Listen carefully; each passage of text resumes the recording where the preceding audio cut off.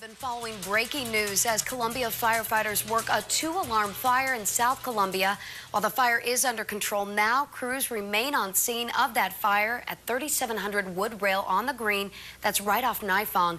One firefighter even suffered a minor injury while working this, and investigators are looking into whether lightning may be to blame. And we're going to have a live report from the scene coming up. But first, we head to Brittany with more on these storms that are moving out of mid-Missouri. Thanks, Brittany. Back to the breaking news we've been following all morning long as Columbia firefighters remain on scene of a 2-alarm fire in South Columbia. This is at 3700 Wood Rail on the Green, and that's right off Nifong. And that's where we're joining ABC 17's Lucas Geisler, who's on scene with more information about this fire. Lucas? All right, thanks, Lucas, for that live report. Like you heard, they're still trying to figure out what caused it. They don't know yet if lightning is to blame. We will, of course, keep you updated. And the storms that moved through overnight, they also knocked a tree onto a mobile home in South Columbia. This is a look at video we just got into our newsroom.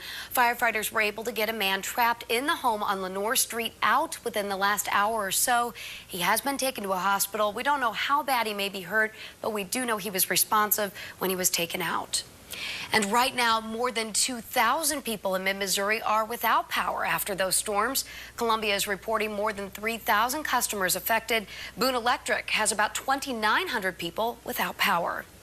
Congresswoman Vicky Hartzler is continuing her energy tour today. She's going to be at Mizzou moderating a panel discussion. It's going to focus on challenges and opportunities when it comes to Missouri's energy future. The panel is at 2 this afternoon in Memorial Union. And this discussion comes after new EPA regulations were announced just this week.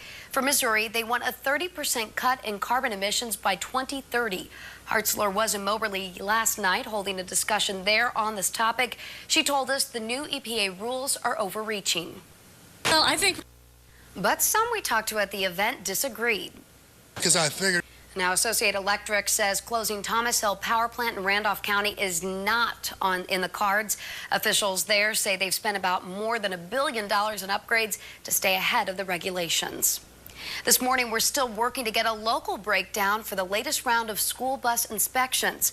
This report is put out by the Highway Patrol. They passed about 85% of the close to 12,000 school buses they initially inspected. Still, 405 were placed out of service.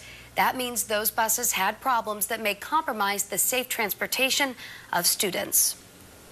Today, we could find out when a Jefferson City woman will head to trial for a deadly car crash. Kelly Smith is charged with manslaughter. The crash happened in 2012 on I-70 in Montgomery County.